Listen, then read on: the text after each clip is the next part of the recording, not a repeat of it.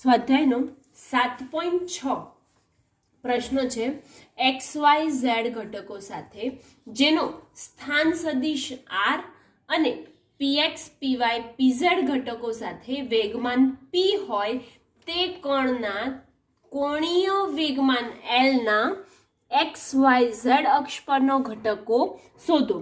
દર્શાવો કે જો કણ ફક્ત એક્સ વાય સમતલમાં જ ગતિ કરે તો કોણીય વેગમાનને માત્ર ઝેડ ઘટક જ હોય છે.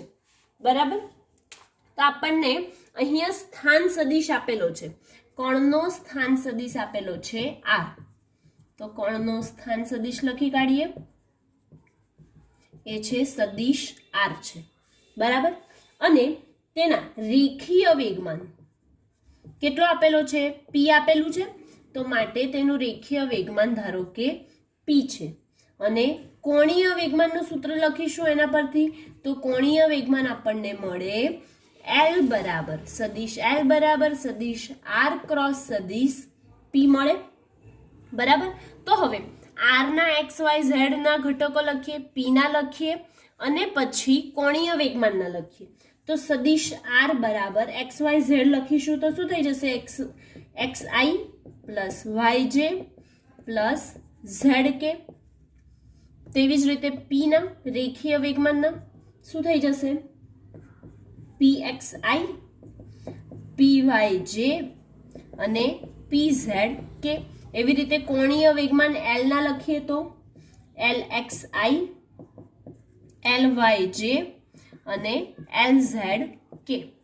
આપણને સૌથી પહેલા એવું દર્શાવવાનું છે એના ઘટકો શોધવાના છે. કોના? કોણીય વેગમાનના ઘટકો શોધવાના છે. પછી એવું દર્શાવવાનું છે કે જો તે ખાલી એક્સ વાય સમતલમાં હોય તો તેમનો કોણીય વેગમાનનો માત્ર ઝેડ ઘટક જ હોય છે તેવું દર્શાવવાનું છે. તો પહેલા ઘટકો તો શોધીએ, કશું નહીં તો એલ બરાબર આર ક્રોસ પી છે, તો આર ના ઘટકો અને પી ના ઘટકો લખીએ. તો x i plus Y j plus Z કે ક્રોસ શું થઈ જશે? P x i plus P Y j plus P Z કે. ઓકે, આવું થાય. હવે એલ એટલે શું લખ્યું હતું? આર ક્રોસ પી લખ્યું હતું. અને એલ ના ઘટકો શું છે? L x I L Y J અને એલ ઝેડ કે છે. તો આપણે એલ એક્સ આઈ એના સ્વરૂપે જ લખીએ ને, કેમ કે આ બધું એને સ્વરૂપે લખ્યું તો આને પણ લખવું જરૂરી છે. માટે L x i plus L Y j plus L z કે. હવે જો ક્રોસ ગુણાકાર કરવો હોય તો આપણે આવી રીતે કરતા હતા, યાદ છે? ઉદાહરણ આગળ જોઈ ગયા આવી રીતના. ક્રોસ ગુણાકાર કરવો હોય તો હવે એના ઘટકો લખીએ. એક્સ વાય અને ઝેડ. અહીંયા શું થઈ જશે? પી એક્સ પી વાય અને પી ઝેડ. બરાબર. હવે એનો ગુણાકાર બાકી રહ્યો, તો ગુણાકાર કરીએ તો શું થાય જોઈએ આપણે. પહેલી લાઈનને લઈશું એટલે કે આઈ ને લઈશું, તો એના સિવાયના પહેલી લાઈન ઊભી અને આડી બંને શું થઈ? સંતાડી દેવાની. લેવાના કયા? આ બે અને આ બે. તો વાય પી ઝેડ આવશે માઇનસ શું આવશે? ઝેડ પી વાય. હવે જે ની વારી આવી તો માઇનસ જે લેતા હતા ને, તો માઇનસ જે. અહીંયા શું આવશે? આ લાઈન છુપાડી દઈએ તો શું આવશે? એક્સ પી ઝેડ આવશે કે નહીં? હા. તો એક્સ પી ઝેડ આવે, પછી minus x P Z minus Z P x. અને ત્રીજું શું આવે? કે ઘટક આવે. તો કે ઘટકમાં આવશે આપણું છેલ્લી લાઈન અને પહેલી લાઈન છુપાડીએ તો આ ચાર બચે. તો X P Y minus Y P X. હવે આ ઘટકો પણ આઈ જે અને કે છે, આ ઘટકો પણ આઈ જે અને કે છે, પરંતુ અહીંયા માઇનસની સાઇન છે, જ્યારે અહીંયા માઇનસની સાઇન નથી. તો આના પર આપણે આ જે ટર્મ છે એને માઇનસની સાઇન લાવવા માટે આ માઇનસ વડે અંદર ગુણી કાઢીએ તો શું આવે જોઈએ આપણે. શું આવશે? L x i plus L Y j plus L z k બરાબર i y P Z minus Z P y plus j કર્યું, કેમ માઇનસ વડે ગુણ્યું તો અહીંયા માઇનસ વડે ફરી ગુણાશે તો શું થઈ જશે, માઇનસ એક્સ પી ઝેડ અને minus minus plus Z P x. That means શું થયું કે જે પ્લસ હતું તે માઇનસ થઈ ગયું ને જે માઇનસ હતું એ પ્લસ થઈ ગયું. પ્લસ કે શું છે X P Y minus Y P x.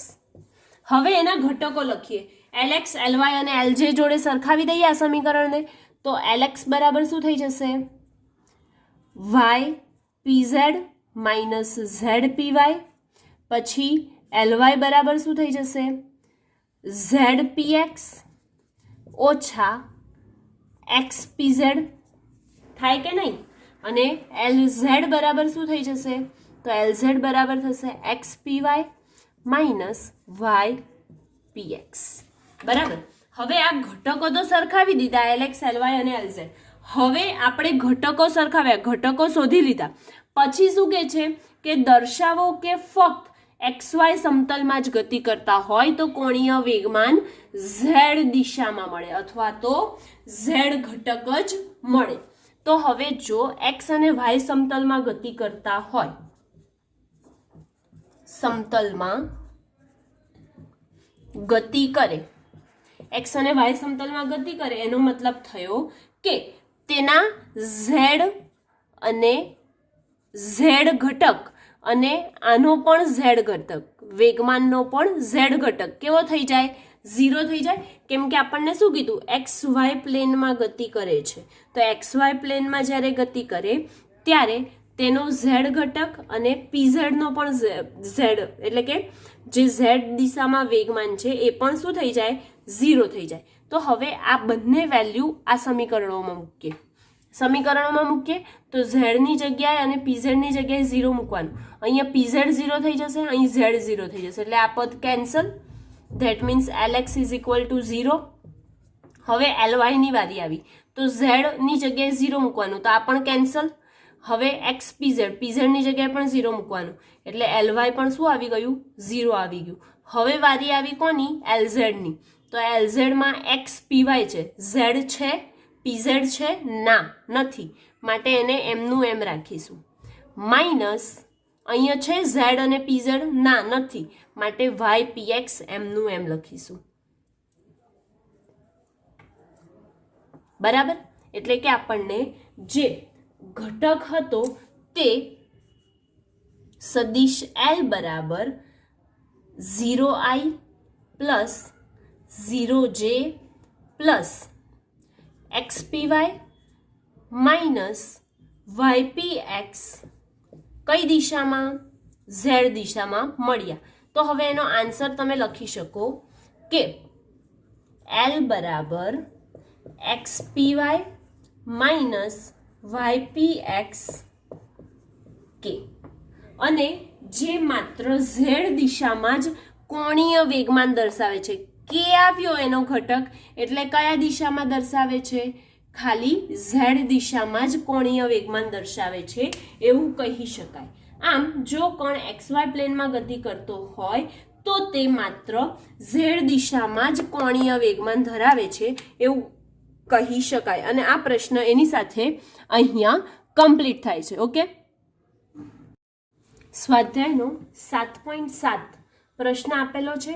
દરેકનું દળ m અને ઝડપ v હોય તેવા બે કણો એકબીજાથી d અંતરે રહેલા છે. બે સમાંતર રેખાઓ પર વિરુદ્ધ દિશામાં ગતિ કરે છે.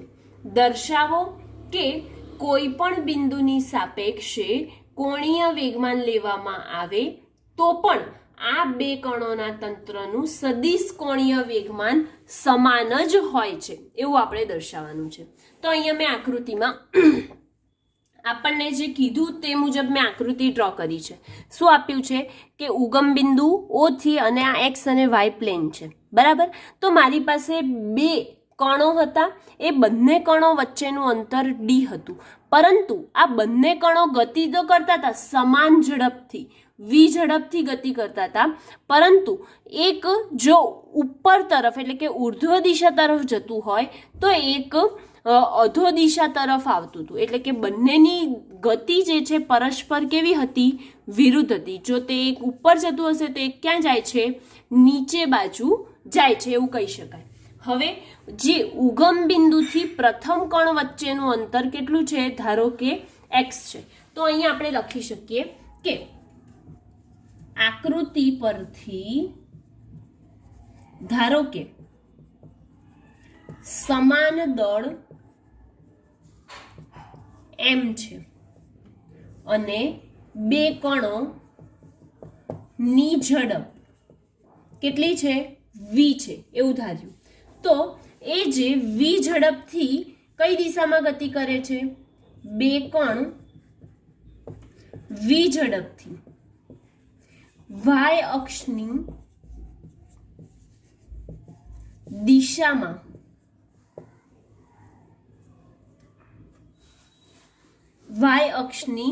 દિશામાં d અંતરે y અક્ષ પર d અંતરે સમાંતર રેખાઓ પર વિરુદ્ધ દિશામાં ગતિ કરે છે. પરસ્પર વિરુદ્ધ દિશા છે ને, માટે પરસ્પર વિરુદ્ધ દિશામાં ગતિ કરે છે. હવે જો ધારો કે તેમનું કોણીય વેગમાન L હોય તો આ બંનેનો સરવાળો કરવો પડશે. ધારો કે પહેલું અને બીજું, તો આ બંનેનો સરવાળો કરીએ તો L1 પ્લસ L2 થાય કે ના થાય? થાય. માટે L1 વત્તા L2 લીધું. તો હવે આને સદિશનો આનો આન્સર લખીએ એટલે કેટલો થઈ જશે? R ક્રોસ P થાય ને. તો આપણે લખીએ કે સદિશ R1 ક્રોસ સદિશ P1 પ્લસ સદિશ R2 ક્રોસ સદિશ P2. હવે બંનેના જો વેગ સમાન હોય, સાંભળો ધ્યાનથી, જો બંનેના વેગ સમાન હોય તો તેમનું વેગમાન, રેખીય વેગમાન કેવું થાય? સમાન થાય. માટે P બરાબર આપણે શું લઈ લઈશું? mv. રાઈટ. હવે લઈએ આપણે કે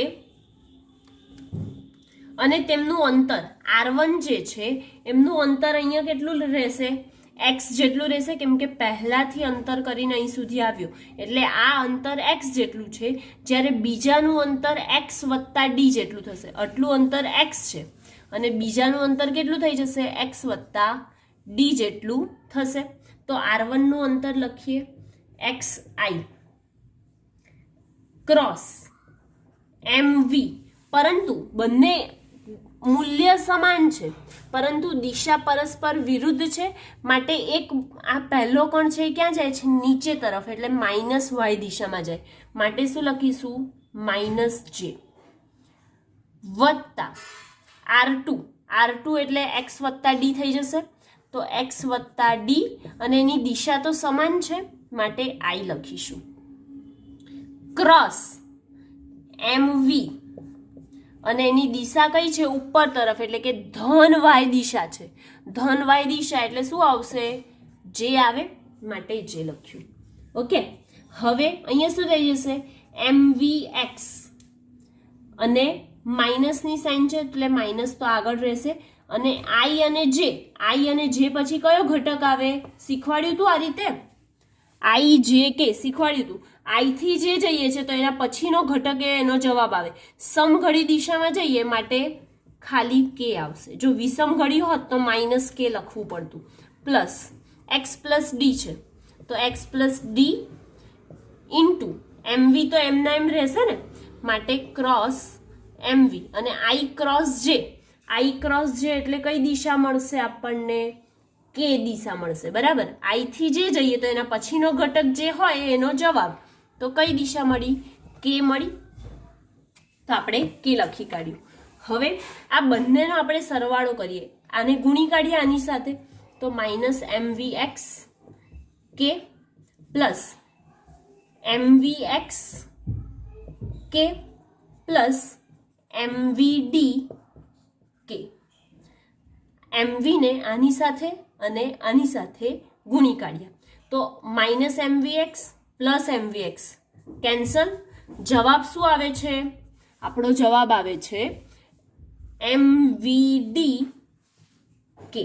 કઈ દિશામાં આવ્યો? કોણીય વેગમાન z અક્ષની દિશામાં આવ્યું. એટલે કે આના ઉપરથી કહી શકાય કે સદિશ l કોણીય વેગમાન એ x પર અને તેથી ઉગમ બિંદુ o આધારિત નથી. કોઈ પણ બિંદુને અનુલક્ષીને કોણીય વેગમાન લેવામાં આવે તો તે તેના બે જે કણો છે એ એમના કોણીય વેગમાનના સમાન મળે છે.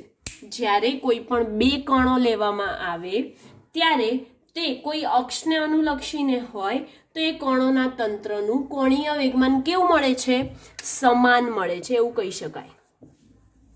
કોણીય વેગમાન સમાન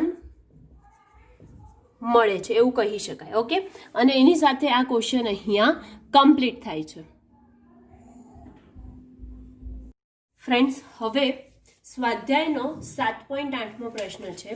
પ્રશ્ન એવો છે કે આકૃતિમાં દર્શાવ્યા પ્રમાણે W વજનના એક અનિયમિત સળિયાને અવગણ્ય વજનની બે દોરી સાથે લટકાવીને સ્થિર રાખવામાં આવે છે.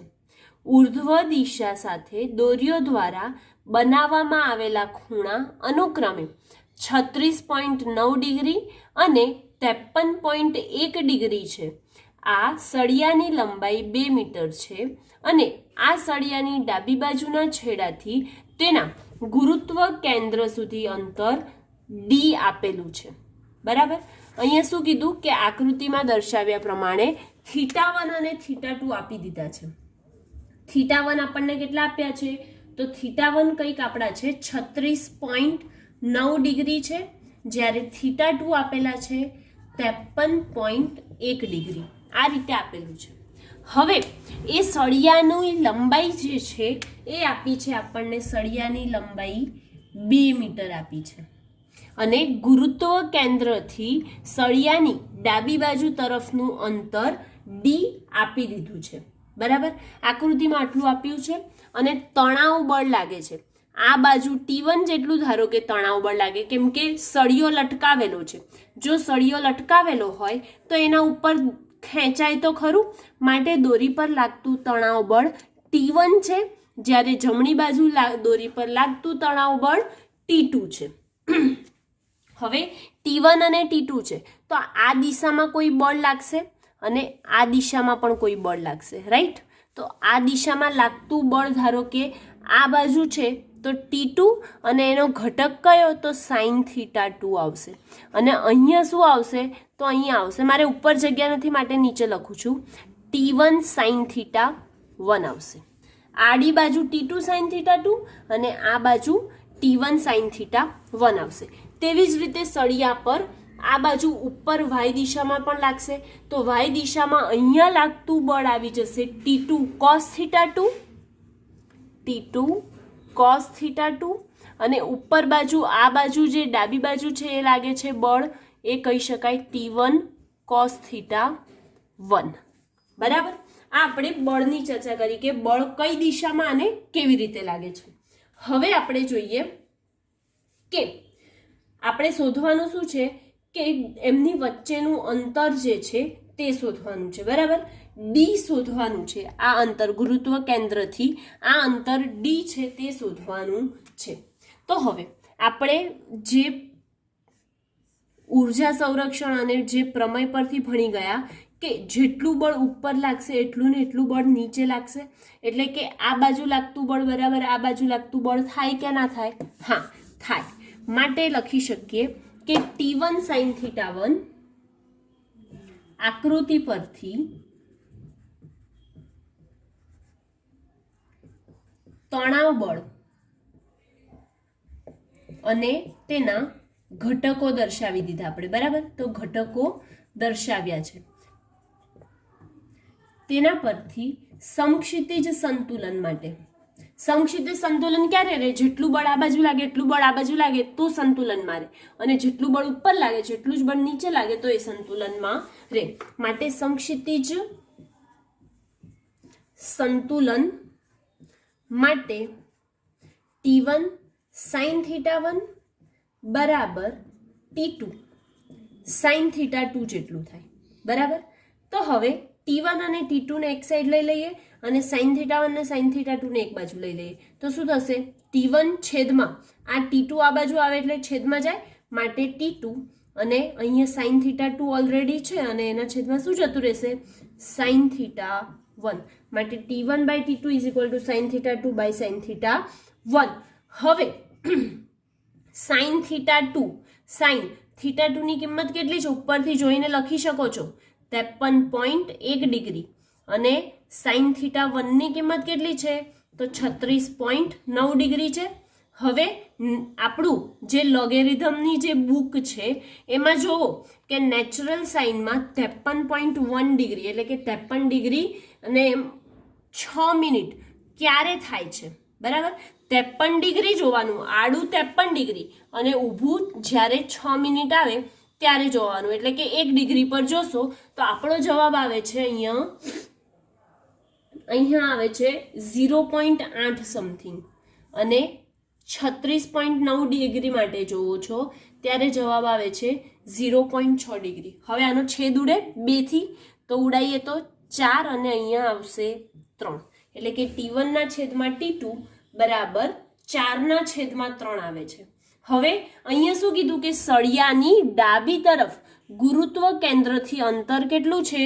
D આપેલું છે. એ ગુરુત્વ કેન્દ્રથી જે અંતર આપેલું છે એ જ આપણે શોધવાનું છે. તો ગુરુત્વ કેન્દ્ર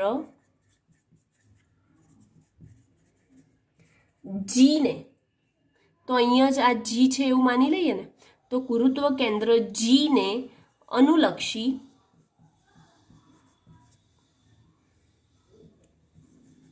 ચાક ગતીય સંતુલન માટે, હવે ચાક ગતીય સંતુલન માટે આપણે જ્યારે લેતા હોઈએ ત્યારે શું લઈશું? ઉપરવાળું લઈશું, કેમ કે ફરે ત્યારે. તો એના માટે T1 cos થીટા 1 D1 બરાબર D1 અથવા તો D લખો, અને T2 cos થીટા 2, અને અહીંયા શું આવશે? તો આટલું અંતર D હતું ડાબી બાજુનું, તો આટલું અંતર કેટલું થશે? આખું 2 મીટર છે, રાઈટ. આખું કેટલું છે? 2 મીટર છે. એમાંથી અડધું કેટલું છે? આટલું D છે. તો આખામાંથી આ D અને બીજું આપણને ખબર નથી, તો એને હું x ધારી લઉં છું. કેટલું ધારું છું? x. તો મારે જોઈએ છે x, તો x ને કરતા બનાવો, D ને ક્યાં લઈ જશો? સામે બાજુ, માટે 2 - D is equal two x આવે. તો બીજું અંતર કેટલું આવ્યું? 2 - D આવ્યું. સમજ પડી? આખું D છે, આખું 2 મીટર છે, તો આખું 2 મીટર એના બરાબર કેટલું થઈ જશે? આ બાજુનું આટલું અંતર D છે અને આટલું અંતર હું ધારો કે x ધારી લઉં, તો આ x થઈ ગયો. તો x મારે શોધવો છે, તો x ને કરતા બનાવ્યો, તો 2 - D આવ્યું. ઓકે, તો આપણે લખ્યું કેટલું? 2 - D. હવે T1 cos theta 1 D equal to T2 cos theta 2 2 - D. હવે એની કિંમત મૂકીશું, તો T1 ના છેદમાં T2 લઈ લઈએ, બરાબર આ cos થીટા 2 - D એમના એમ અપોન cos થીટા 1 છેદમાં આવશે ને, સામે બાજુ છે એટલે, તો cos થીટા 1 છેદમાં આવ્યા અને આ D પણ એમના એમ, એટલે કે સામેથી આવ્યા. તો હવે cos થીટા 2 ની કિંમત કેટલી છે? 53.1, માટે cos 53.1 ડિગ્રી છેદમાં cos કેટલા થઈ જશે? 36.9 ડિગ્રી ગુણ્યા 2 - D અપોન D. T1 ના છેદમાં T2 ની કિંમત આપણી પાસે મળી ગઈ છે. કેટલી મળી છે? 4 ના છેદમાં 3 લખી કાઢી, 4 ના છેદમાં 3. હવે cos 53.1 ડિગ્રી અને cos 36.9 ડિગ્રીની કિંમત શોધવી પડશે. તો 53.1 ડિગ્રી જોઈએ તો એ કેટલું આવે છે? તો એ આવે છે 0.6, અને cos 36.9 ડિગ્રી જોવા જઈએ તો એ આવે છે 0.8. એટલે કે આપણે જાણીએ જ છે કે જ્યારે cos 60 1/2 થાય ત્યારે sin 30 1/2 થાય, એટલે કે એકબીજાથી ઓલ્ટરનેટ એંગલ હોય છે, બરાબર. તો આમાં પણ જ્યારે 53.1 ડિગ્રી 0.8 થાય છે ત્યારે cos 36.9 ડિગ્રી 0.8 થાય છે. ઓકે, હવે 4/3 0.6 ભાગ્યા 0.1 ગુણ્યા 2 - d છેદમાં d બાકી રહ્યું, તો એ આપણે લખ્યું. હવે આને ક્રોસ ગુણાકાર કરી દઈએ, એટલે કે આ જે ટર્મ છે એને આ બાજુ લઈ જઈશું તો શું થશે કે 4/3 ગુણ્યા 0.8 ઉપર જશે અને 0.6 નીચે આવશે, માટે 0.6 બરાબર. અને આ બાજુ શું થઈ જશે, તો આ બાજુ થઈ જશે આપણી પાસે 2 - d upon d. તેથી 4 આને છેદ ઉડાવીએ તો અહીંયા 3 આવશે ને અહીંયા 4 આવશે, એટલે 4 ચોક 16 ના છેદમાં 9 બરાબર 2 - d upon d. તેથી d ને ઉપર લઈ લઈએ તો 16d બરાબર 9 દુ 18. ડાયરેક્ટ કરું છું, ખરેખર આવશે શું 9 ગુણ્યા 2 ઓછા d આવશે, પણ હું ડાયરેક્ટ લખું તો 9 દુ 18 માઇનસ 9d થાય, તો 9 દુ 18 માઇનસ 9d. હવે 9d ને આ બાજુ લઈ લઉં તો 16 ને 9 કેટલા થાય 25, માટે d બરાબર 18/25 આવ્યો. અને શેમાં આવે છે, મીટરમાં આવે છે. તો તમે લખી શકો કે d બરાબર 18/25 મીટર. અને 18/25 મીટર જો ના લખવું હોય તો એની જગ્યાએ તમે લખી શકશો 0.72. હું અહીંયા લખું છું, મારી પાસે જગ્યા નથી માટે, કે d બરાબર 0.72 મીટર થાય. ઓકે, અને આ ક્વેશ્ચન અહીંયા એની સાથે કમ્પ્લીટ થાય છે.